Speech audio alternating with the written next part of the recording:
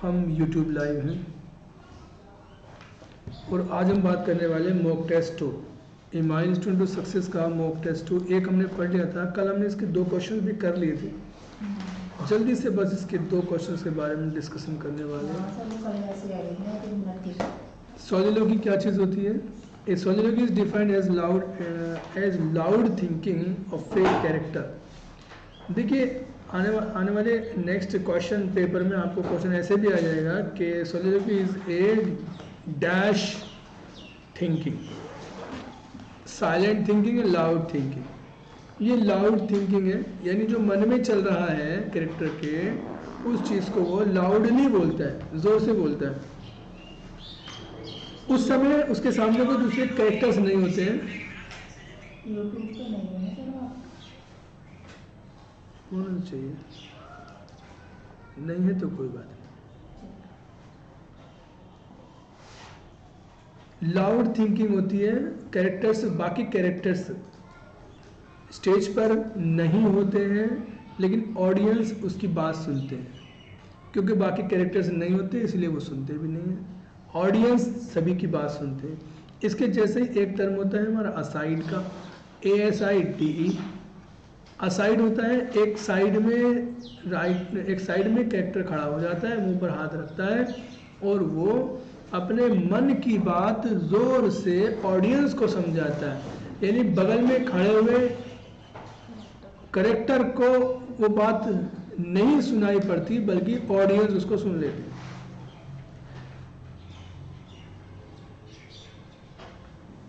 ध्यान रखेंगे, सोलिलोगी में अकेला कैरेक्टर होता है, बड़बड़ाता है जोर से अपनी बात, ऑडियंस सुनते हैं उसकी बात, और कैरेक्टर स्टेज पर होते नहीं हैं इसलिए वो सुनते भी नहीं। असाइड में कैरेक्टर भी होते हैं, स्टेज पर सभी लोग होते हैं लेकिन कैरेक्टर नहीं सुनते उसकी बात, केवल ऑडियंस सुनते हैं। क्योंकि वो कैरेक्टर के बारे में ही कुछ बोलता है, अपने मन की बात बोलता है, यानी मन में ख्याल में क्या चल रहा है उसके, वो बात वो ऑडियंस को समझाना चाहता है। और उसका तरीका है खड़ा होकर के एक साइड में मुंह रख के, मुंह पर एक हाथ रख के साइड में, और वो बोलता है कि देखो अब हम इनके साथ कुछ करने वाले हैं, इन्हें पता नहीं चलेगा, कुछ इस तरह से। तो ध्यान रखेंगे, पिछले 2021 वाले पेपर में बहुत छकाया था इस क्वेश्चन ने। तो इसका हमारा जो आंसर है वो हमारा ऑडियंस, इसे केवल ऑडियंस सुनते हैं। नेक्स्ट सेंटेंस है हमारा, क्वेश्चन है हमारा, Robert Browning a Victorian poet called Wordsworth. Robert Browning ने एक पोएम लिखी थी, द लॉस्ट लीडर, और उस लॉस्ट लीडर में उसने लॉस्ट लीडर कहा वर्ड्सवर्थ को। वर्ड्सवर्थ बेसिकली विग पोएट थे, लेकिन उन्होंने राष्ट्र कवि बनने के लिए टोरी पार्टी ज्वाइन कर ली, और Tory were the supporters of royal family. राजा के समर्थक थे टोरी। तो वर्ड्सवर्थ पहले विग थे, पार्लियामेंट के समर्थक, लेकिन बाद में वो टोरी हो गए, राजा के समर्थक हो गए, और राजा ने, मोनार्क ने उनको पोएट लॉरिएट, राष्ट्र कवि की उपाधि दे दी। और इसके ऊपर रॉबर्ट ब्राउनिंग ने एक पोयम लिखी, द लॉस्ट लीडर, और उसमें वर्ड्सवर्थ को अपना खोया हुआ नेता, कि वो नेता हमारा खो गया। और इसकी 2 लाइनें बहुत इंपॉर्टेंट थी, हमने कल पढ़ी भी थी, आज हम इसको फिर से देख लेते हैं। और वो लाइनें ये हैं हमारी, just for a handful of silver he left अस। बस एक मुट्ठी भर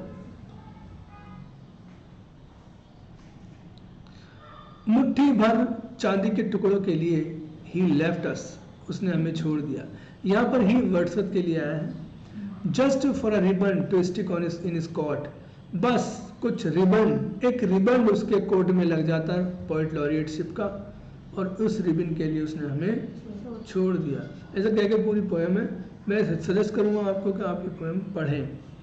उसके बाद हमने बात की थी 3rd क्वेश्चन की, Which play of Shakespeare focuses on the event before and after the Battle of Agincourt? The Battle of Agincourt, Saint Crispin speech, long sally की स्पीच, ये सारी की सारी स्पीच, सबसे ज़्यादा बैटल सीन वाली स्पीच, सारे के सारे जो इम्पोर्टेंट इंफॉर्मेशन है 100 ईयर्स वॉर की, वो हेनरी द फिफ्थ प्ले के अंदर है। और इस प्ले के बारे में हम पहले भी पढ़ चुके हैं।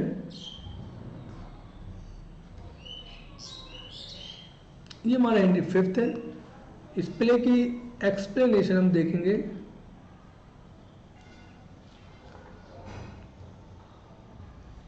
एक्सप्लेनेशन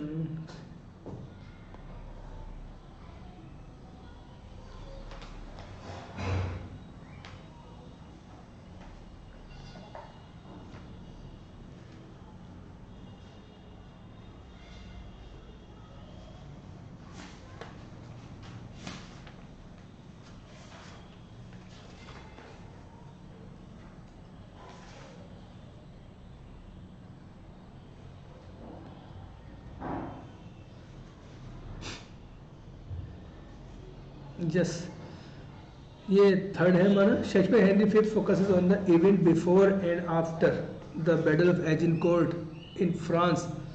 फ्रांस से ये बैटल हुई थी, इंग्लैंड और फ्रांस की बैटल हुई थी। हेनरी फिफ्थ में इसके अंदर बताया गया है प्रीपेयर्स हिज सोल्जर्स इन क्रिस्पियन स्पीच। ये हम पिछली बार भी पढ़ा चुके हैं।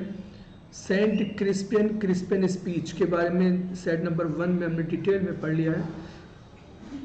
मेरे ख्याल से चौथा क्वेश्चन ही होगा उसका। इसे बताया गया था Saint Crispian day is celebrated on 25 of October. 25 अक्टूबर को सेंट क्रिस्पियन डे मनाया जाता है, जिस तरह से क्रिसमस मनाया जाता है 25 दिसंबर को। और ऐसे ही माइकल मास, ठीक है, माइकल मास वो सेलिब्रेट किया जाता है 29 of September 29।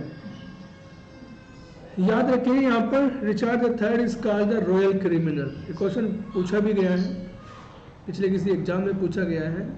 Richard the third को रॉयल क्रिमिनल कहा जाता है। सबसे ज़्यादा खतरनाक राजा हुआ है ये शेक्सपियर हेनरी प्लेस के अंदर। Question number 4, where do the lines occur? If I live to be as old as Sibylla, I will die as chaste as Dinah, unless I be obtained by the manner of my father's will. ये लाइनें Portia, जो कि the merchant of Venice की heroine है, और उसने ये अहद कर लिया है कि वह अपने पिताजी के अनुसार ही शादी करेगी। उसके पिताजी ने एक तरीका शादी का बताया था कि 3 कास्केट, उसने एक पर्टिकुलर तरीका, कास्केट सीन है इसके अंदर, 3 कास्केट हैं, और उन कास्केट्स के अंदर कुछ खास चीज़ें हैं जो हम पिछले पेपर में हम बता चुके हैं। वीडियो ज़्यादा लंबी हो जाएगी अदरवाइज। तो वो बेसेनियो को प्रेम करती है, लेकिन फिर भी वो बेसेनियो को बाईपास से प्राप्त करना नहीं चाहती है, बल्कि जिस तरीके से जो तरीका अपने उसके पिता ने उसको बताया है, सजेस्ट किया है, उसी तरीके से वो कहती है कि अगर मैं सिबिलिया के जितनी भी बूढ़ी हो जाऊं और मेरी शादी ना हो तो भी मैं उतनी ही चेस्ट मरूंगी जितनी कि डायना को goddess of love and beauty कहा जाता है, और वो उसको बहुत उनको चेस्ट कहा जाता है, पवित्र देवी कहा जाता है। तो मैं बिल्कुल भी पथभ्रष्ट नहीं होंगी, चाहे मैं 100 साल की क्यों ना हो के मरूं, unless I B obtained by the manner of my father's will.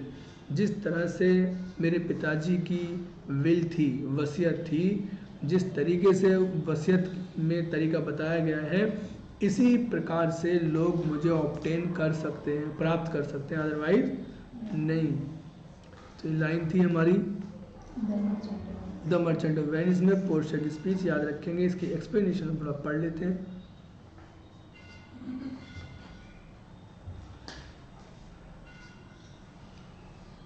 यहाँ पर दीज कर लेंगे, यहाँ पर These lines are uttered by Portia before Nerissa. याद रखेंगे इस बात को भी। ये लाइनें नेरिसा के द्वारा कही गई हैं, नेरिसा के सामने कही गई है पोर्शिया के द्वारा। पोर्शिया ने कही है नेरिसा के सामने। नेरिसा जो कि मेड है, नौकरानी है पोर्शिया की। इन the play the merchant of Venice. When नेरिसा ask Portia, जब नेरिसा पूछती है पोर्शिया से ऑफर मैरिज, उसकी शादी के बारे में, कि if her suitor fail to choose the right casket, कि यदि उसके शूटर्स, उसके स्वयंवर में आए हुए व्यक्ति अगर असफल हो जाते हैं सही कास्केट चुनने में, तो क्या करेगी पोर्शिया? तो पोर्शिया फिर ये कहती है कि अगर मैं सिबिलिया के जितनी भी उम्र की हो जाऊं। अब ये सिबिलिया कौन थी? देखिए ये नीचे लिख रहा है, Sibylla was a prophetess known for extreme old age. Sibylla एक प्रोफेटेस थी। प्रोफेट पैगंबर को कहते हैं, मैसेंजर ऑफ गॉड को कहते हैं। ये प्रोफेटेस, ये महिला प्रोफेट थी और ये इसकी बहुत उम्र थी। और कुछ क्रिटिक्स ये कहते हैं कि इसकी 1000 साल की उम्र थी, 1000 साल। तो यहाँ पर ये बात याद करने की है कि पोर्शिया ये कहना चाह रही है कि अगर मैं 1000 साल भी जिंदा रहूं और अगर जिस तरीके से मेरे पिताजी ने वसीयत में लिखा है मेरी शादी के लिए, वो तरीके से अगर मेरे शादी ना मिले कोई मेरे लिए लड़का, तो मैं चाहे सिबिलिया की तरह क्यों ना बूढ़ी हो जाऊं, फिर भी मैं उतनी ही पवित्र रहूंगी जितनी कि डायना। यानी मैं बिल्कुल भी पथ भ्रष्ट अपना नहीं रखूंगी।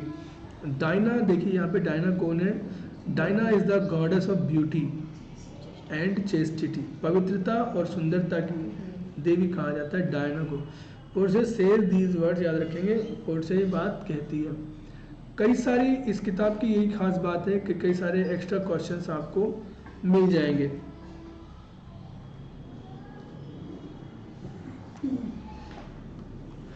बाकी क्वेश्चन है हमारा 5 नंबर। Which play is known as midsummer nights, which day is known as midsummer night in the play the midsummer night's dream by Shakespeare. Right से बात है, शेक्सपियर ने लिखा मिड समर नाइट्स ड्रीम। और ये mid summer nights, आधी रात के का ख्वाब, गर्मी की आधी रात, वो गर्मी का कौन सा दिन था? यहाँ पे एक क्वेश्चन अराइज होता है, दिसंबर 31 था या जून 15 था या जून 24 था या अगस्त 15 था? ये रहेंगे ये जून 24 या 23-24 के बीच का दिन है और दिन की वो रात है, मिड समर नाइट्स ड्रीम। खास तौर पे आंसर पढ़ लेंगे इसका।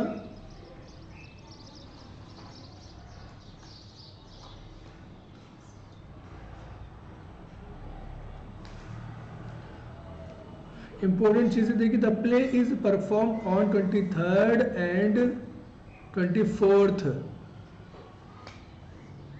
जून एट 9 PM, 9 बजे, रात्रि 9 बजे को, at the feast of John the Baptist. John the Baptist एक संत हैं, इनकी दावत होती है।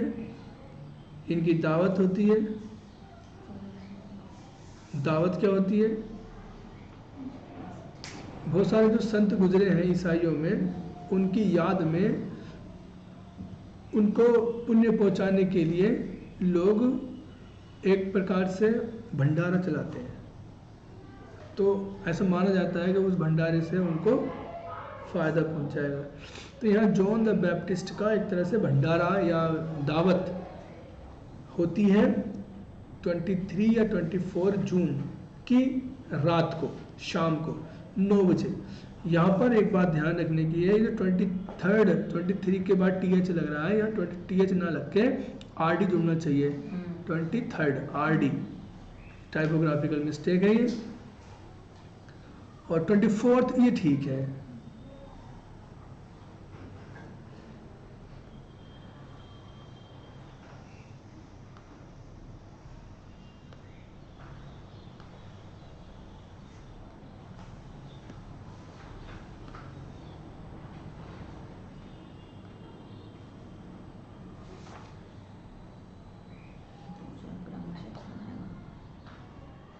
6 to 10.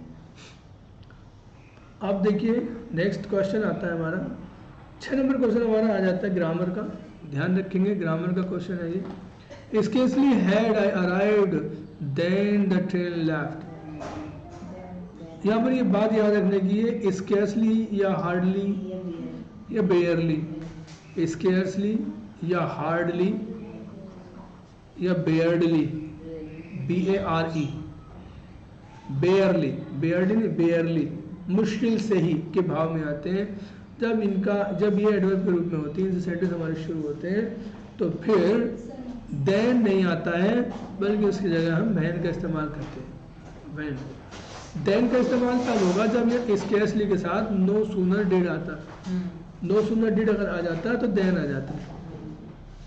तो इस देन वाले हिस्से में यानी बी सेक्शन में हमारी गलती है। उसके बाद देखिए the reason why he was rejected was because he was too young। देखिए याद रखेंगे अगर किसी सेंटेंस के अंदर रीजन का इस्तेमाल हो रहा है तो फिर बिकॉज का इस्तेमाल नहीं होता, एक ही चीज आएगी, सुपरफ्लूअस यूज हो जाता है। रीजन अगर है तो फिर रीजन का मतलब ही कारण है। क्या कारण है? तो याद है इसीलिए क्योंकि का भाव नहीं आता, कंजंक्शन नहीं आता रीजन के साथ। सेंटेंस रहेगा the reason why he was rejected comma was he was too young, was he was too young. इसका मतलब देखिए वाज किस लिए आए, the reason why he was rejected, reason, इस रीजन के हिसाब से ये वाज आया है। रीजन वाज, कौन सा रीजन?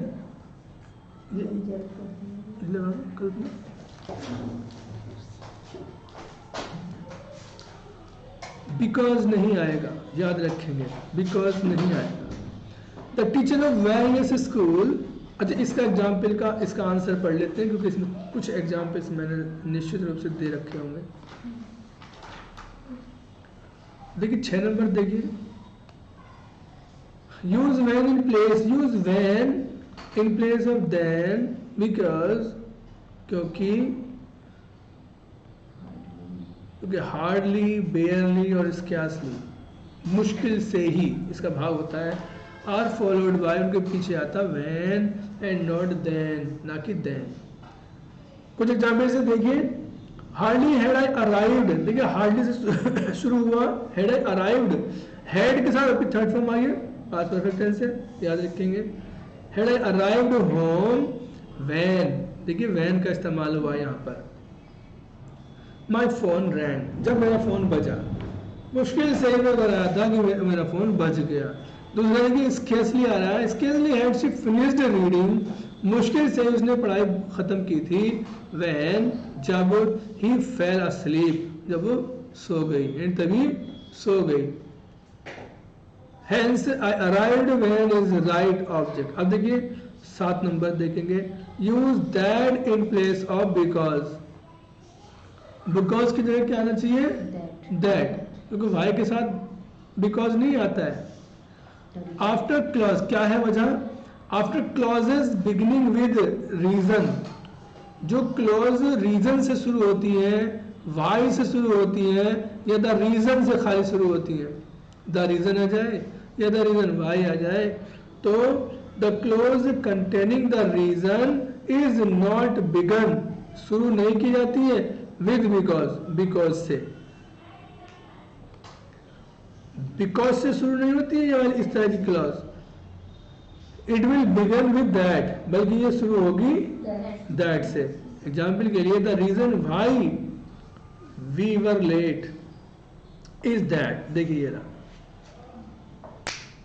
वो वजह कि हम क्यों लेट हुए थे वो ये है कि there was a traffic accident, traffic accident हो गया था। The reason we left early, the reason we left early was that, देखिए दैट, हम जो जल्दी आए उसकी वजह, उसका कारण ये था कि we had to attend a party, हमें पार्टी को अटेंड करना था। वापस हम सेंटेंस पे जाएंगे। सेंटेंस नंबर है हमारा 8। देखिए, टीचर्स ऑफ वेरियस स्कूल्स, अलग अलग स्कूलों के टीचर्स मेट टू डिस्कस, मुलाकात की उन्होंने आपस में डिस्कस करने के लिए, अबाउट के बारे में। डिस्कस के बाद कभी भी अबाउट नहीं आता है, खाली डिस्कस द मैटर आता है, डिस्कस अबाउट द मैटर नहीं आता। डिस्कस का मतलब ही के बारे में डिस्कशन करना होता है।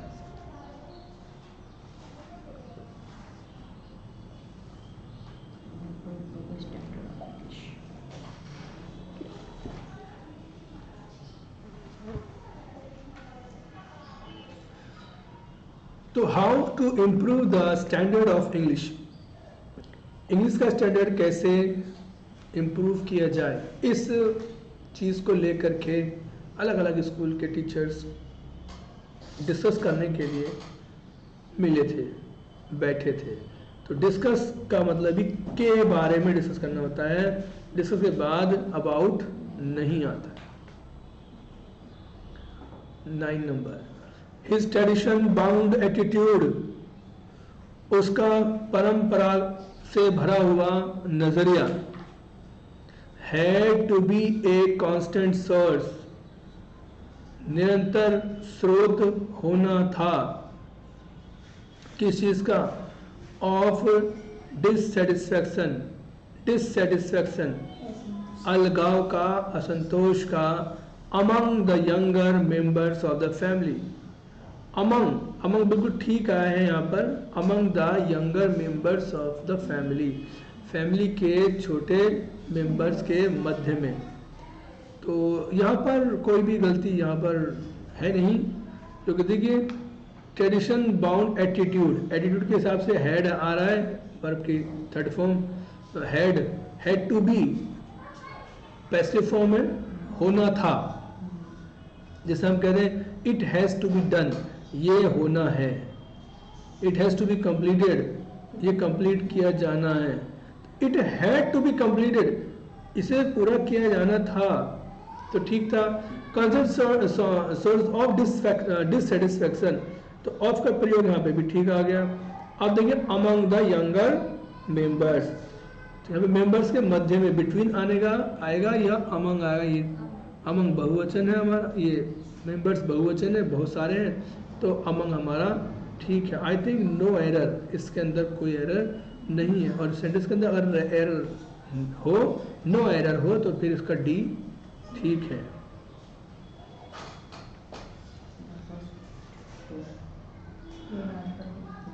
अब देखिए क्वेश्चन नंबर 10, देखिए the two first to arrive, दो पहले नहीं होता है बल्कि पहले दो आता है, पहले 2 चैप्टर, ऐसे नहीं है 2 पहले चैप्टर इस किताब के इंपॉर्टेंट है, ये लास्ट 2 चैप्टर, 2 लास्ट चैप्टर ये भी गलत है, लास्ट 2 चैप्टर इसलिए, यानी हम द फर्स्ट 2 चैप्टर्स, इसको ऐसे भी याद रखें, जितने भी ऑर्डिनल्स हैं, फर्स्ट सेकंड थर्ड फोर्थ 5, उनसे पहले आर्टिकल दा आता है, तो ये दा हमारा ही इसके साथ ही रहेगा। The first 2 chapters, the first 2 chapters, ये ठीक है। द 2 फर्स्ट चैप्टर गलत है,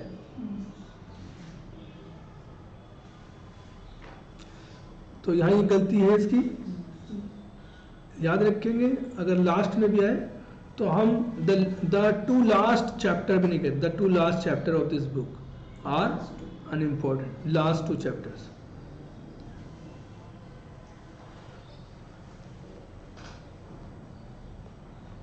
आंसर में आ जाएंगे, कुछ एग्जाम्पल्स डेफिनेटली होंगे इसके।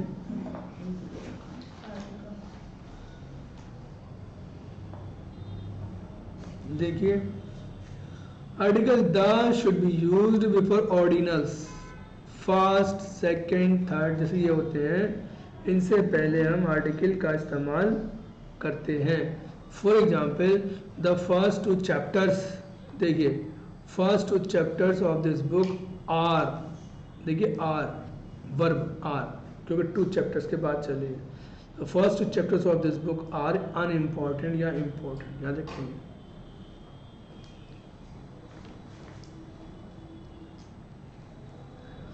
नेक्स्ट है हमारा 11 क्वेश्चन।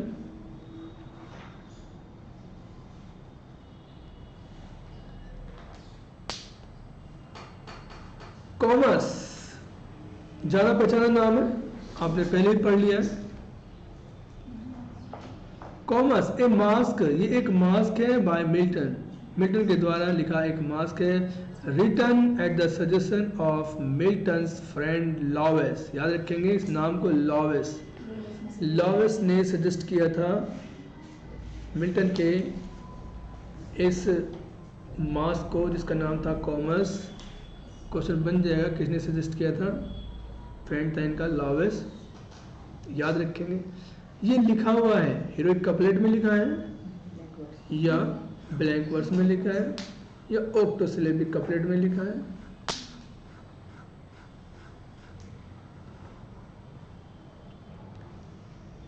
या ब्लैंक वर्स में लिखा, फ्री वर्स में, या ऑक्टोसिलेबिक कपलेट में लिखा। तो कॉमर्स, कॉमर्स हमारा ब्लैंक वर्स में याद रखेंगे। और जो हमारी ट्विंस पोएम्स हैं लिलेग्रो और इल पेंसिरोसो, ये ऑक्टोसिलेबिक लाइंस थी उसमें। तो ये है हमारा ब्लैंक वर्स। अब हम जानेंगे कि ब्लैंक वर्स क्या चीज़ है। ब्लैंक वर्स हमारा देखिए जैसे ब्लैंक वर्ड है, ये अनराइम्ड होता है।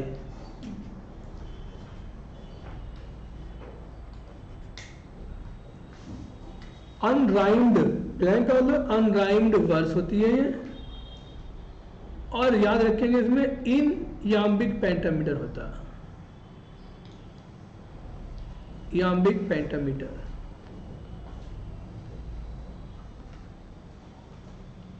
फ्री वर्स, फ्री वर्स में क्या होता है, ये जो अनराइम्ड होता है, अनराइम्ड ये भी होता है लेकिन ये याम्बिक पेंटामीटर में नहीं होता है, इसमें मीटर भी नहीं होता है। फ्री वर्स होता है नो वर्स नो राइम, ना कोई मीटर ना कोई राइम, फ्री वर्स। इसका आंसर पढ़ लेंगे, थोड़ा सा कुछ है उसमें आपके लिए खास। तो blank verse is unrhymed line, ये अनराइम्ड लाइन होती है इन याम्बिक पेंटामीटर। याद रखेंगे पेंटामीटर, भले ही देखने में ब्लैंक वर्स है, ध्यान रखेंगे मीटर इसमें पेंटा होता है।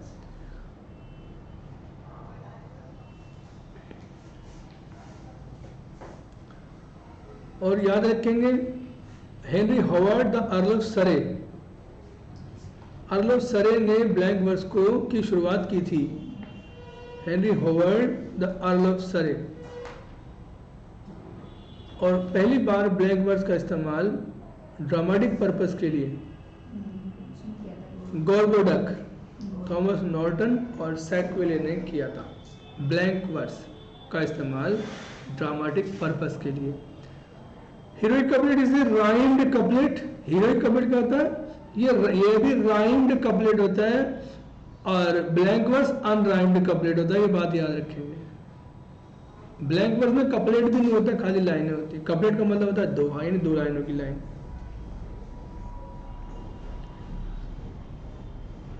Heroic couplet is a rhymed couplet in iambic pentameter. It was introduced by Chaucer. इसको बनाया गया था चौसर के द्वारा। Free verse is also called vers libre. Free verse को दूसरा नाम फ्री वर्स का वर्स लिब्रे होता है, फ्रेंच वर्ड है। इट इज, ये क्या चीज है, it is unrhymed words with no metre. Unrhymed words with no metre, कोई मीटर नहीं होता, अनराइम्ड होती है।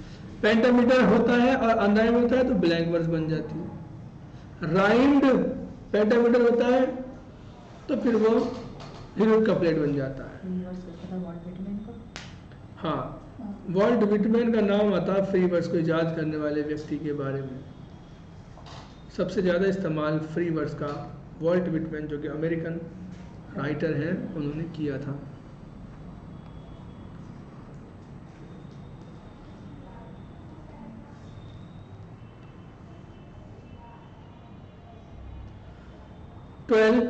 Who acts as a clown in the play As You Like It? ये क्वेश्चन हम पहले ही बता चुके हैं।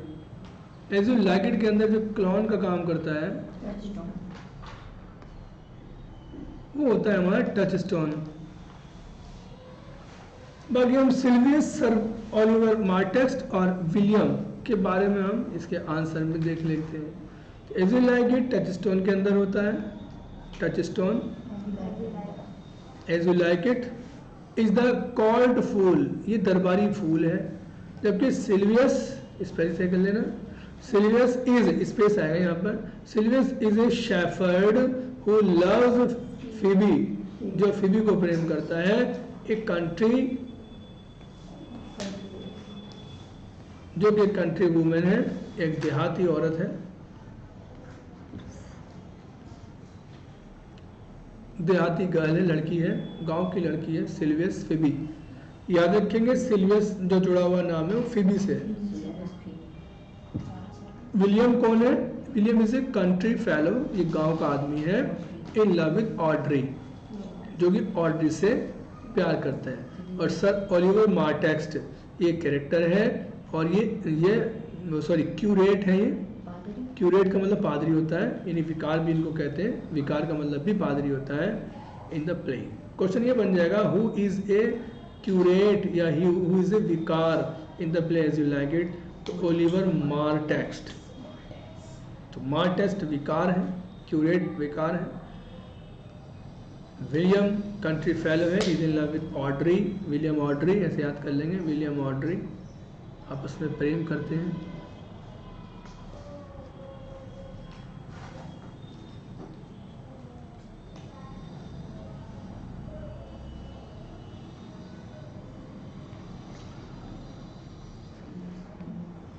Question number 13.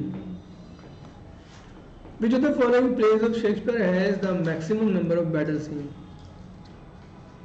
सबसे ज्यादा maximum number of battle scene on the stage. नाम आता है हमारा हेनरी सिक्स पार्ट थर्ड। देखो इन सब में क्या करेंगे, 6, सबसे बड़ा 6, थर्ड सबसे 6, सबसे बड़ा नाम और सबसे ज्यादा बैटल फील्ड, बैटल सीन इसके अंदर। आज थोड़ा सा पढ़ लेंगे इसका। Henry six part third has the 4 battle scene. How many battle scenes are there? 4 battle scene on the stage and 1 is reported, और एक की रिपोर्ट बताई जाती है, एक बताई जाती है कि हो चुकी है, और 4 होती है स्टेज पर। It is the longest soliloquy of all the Shakespeare plays. इसमें खास बात ये भी है कि वो सबसे बड़ा नाम, सबसे लंबी सोलिलोक्वी भी इसी नाटक में है।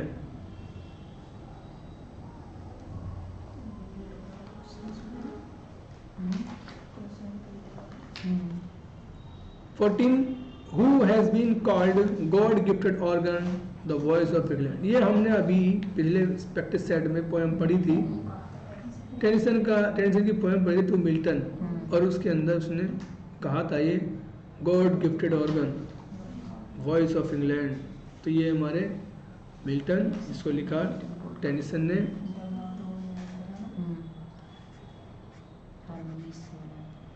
इस पोएम को भी मैं सजेस्ट करूंगा आपको कि आप पढ़ लेना इसको, क्योंकि मैं तो ये पढ़ा चुका हूँ।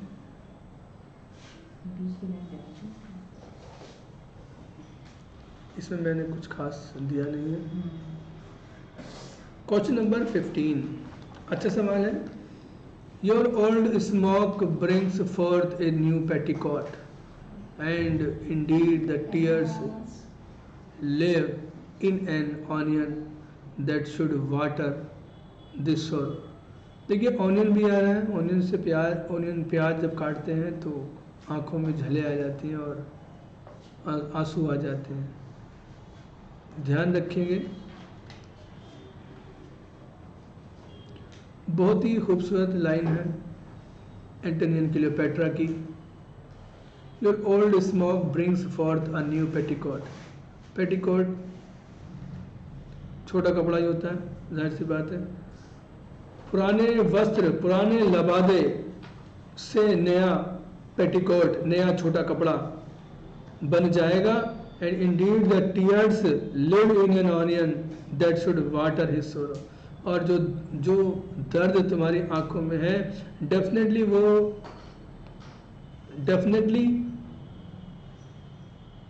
वो आंसू ही केवल आंसू ही होते हैं जो प्याज में होते हैं, जिनकी वजह से आंखें भर जाती हैं, और लेकिन प्याज के द्वारा निकले हुए आंसू इंसान के शोरों को ख़त्म नहीं करते। इसका आंसर पढ़ेंगे, बहुत ही इम्पोर्टेंट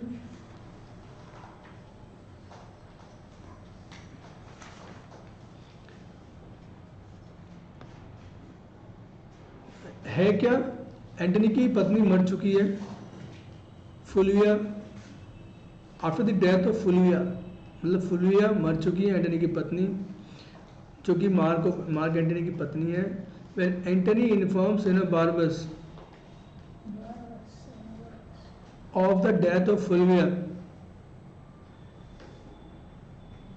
ही हार्शली सेज, जब एंटनी इंफॉर्मेशन देता है एनोबार्बस को फुलविया की मृत्यु के बारे में,